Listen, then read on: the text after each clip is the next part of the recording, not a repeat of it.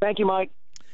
Well, it seems that he cleared house to bring in guys, Mike, to fit his scheme better. On first quarter of the season, does it feel that maybe his evaluations were incorrect of the guys who fit his system the best? I think there's a combination of things here. I think there are certain guys who fit better than others. I think there's some adjustments a lot of adjustments that Chip has to make. I think there was a mistake in the offseason in terms of not emphasizing the offensive line enough in terms of some of these changes. So I think it's a host of different things, and I think Chip needs to start looking inward at some of this. It's not just, hey, guys need to execute, guys need to make plays, like he kept saying Monday. I think it has to be more of what he discussed today. And, hey, we need to be like Andy Reid used to be. We need to get these guys in better position to make plays, call better plays, and understand what defenses are doing to us, and, come around to the idea that defenses may be better equipped to handle what we, as Chip Kelly and the Eagles, are going to throw at them. Yeah, Mike, I guess that's always, the chicken or the egg question. Is it that defenses are now figuring out what the Eagles are doing, or do they just not have the talent to execute it? It seems that Chip keeps saying we need to execute better. When there's plays to be made, we have to make them, whereas Andy would say, I need to put players in a better position. I need to do a better job of that. Yeah, that's true. And in this situation, are the Eagles could make that they should make? Yeah, obviously. There have been a lot of drop passes. There have been blocks that are missed, and it's easy on one sense to say, well, guys should just make those blocks and catch those passes. But after a while, if they continue to stop making, they continue showing an inability to make those plays, then you have to ask, okay, are these the right guys? Is the coach putting them in the best position to succeed? It's not just the one thing right now. I think it's a lot of different things. And if I were Chip, I'd be looking at this coming game against the Saints and saying to myself, I'm going to give the ball to Ryan Matthews first and foremost, because that's been the one – those have been the occasions when the running game, which has been awful, has worked, is when Ryan Matthews has gotten the ball. And it hasn't been great, but it's been better than when DeMarco Murray's gotten it. So I would start there and then work from there and see what I could get done. Yeah, no, it's funny because I kind of asked tongue-in-cheek, but all along was Andy really accurate in saying, I need to do a better job. We need to put players in better position. Even though we hated hearing it, was he really in the right in saying that? Because it seemed like for so many years we wanted him to say, well, throw some guys under the bus. Tell us who's wrong in this. And now it seems like it maybe is the fact that the coaches need to do a better job of putting these players in position. Well, I think the coaches have to change something because it's not working. I think Andy's insistence on using that phrase was more of a cover for him so that he would not criticize his players in public. That doesn't mean he didn't criticize them behind closed doors or ask more of them behind closed doors. But he's not going to rip a guy publicly to the media. Chip came at this Monday basically saying, look, we just got to play better. We got to execute. And if I were a guy in that locker room at that time, I'd have been saying to myself, whoa, coach, hold on a minute. You got a piece of this too. And so Chip was a little more tempered with that today. But I think the onus at this point does fall more on him. I mean, he picked these guys. It's his offensive system. He's got to get in there and in the film room and figure out, okay, what are defenses doing to us? What are they likely to do to us?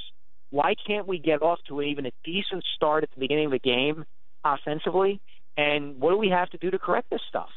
Mike Sielski, columnist over at theinquirerphilly.com, is a clear example of his stubbornness when asked about Evan Mathis and the way he reacted to that?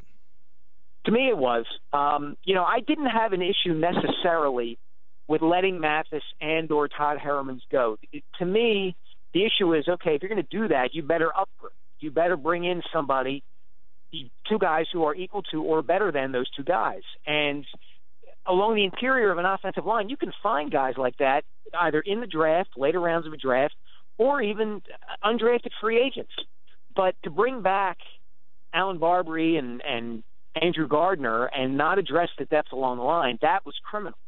And Chip didn't have to let Evan Mathis go. That's the thing. And even now, when it should be obvious to him that he didn't have to let him go because Mathis re-signed for less money and fewer years than he had with the Eagles, Chip refuses to admit that what he did was a mistake. So I would say right now that's kind of the constant example of Chip, being too stubborn to admit when he's wrong. Right. Is that the first example of Chip, the GM, not really playing the game the right way? Meaning he cut Mathis. His answer was, we were told that if we didn't renegotiate, he wasn't going to show up. But he never let Mathis show that he wasn't going to show up.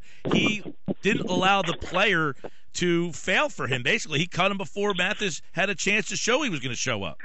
Right. I mean, the Eagles had all the leverage in that position. What was Mathis going to do if he didn't show up? He was just going to sit there and not get paid. And not only that, there was no way he was going to get a better deal from another team if they cut him because, he's 33 years old, going on 34.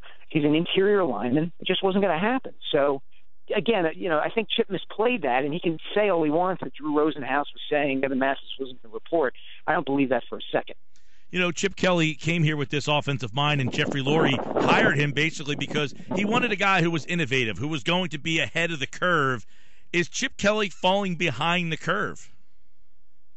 I don't know if he's falling behind the curve. I think at this point he's got to figure out where the curve is headed and see what opposing teams are doing to combat the Eagles. And if he can do that, then the season is still relatively salvageable because the division is the division, and 8-8 or 9-7 might get you in the playoffs. Mike, this team started 1-3 a couple of years ago. Did Chip Kelly make adjustments then? Did he change some things? Why were they able to be successful in that instance? And maybe there's less feeling that he will be successful this time around to make those adjustments. It seems like it comes down to, again, Chip Kelly, the GM. Yeah, it does. And we'll see what he does. They're short on a few positions here. And they're going to have to figure out how to make do until they're not short anymore, and that may not be till the offseason. A lot of these guys, seem like we always talk about coaches, Mike, being stubborn. They don't want to make changes. Is Kelly one of those guys that believes that his system, doesn't matter who's in there, that his system will work?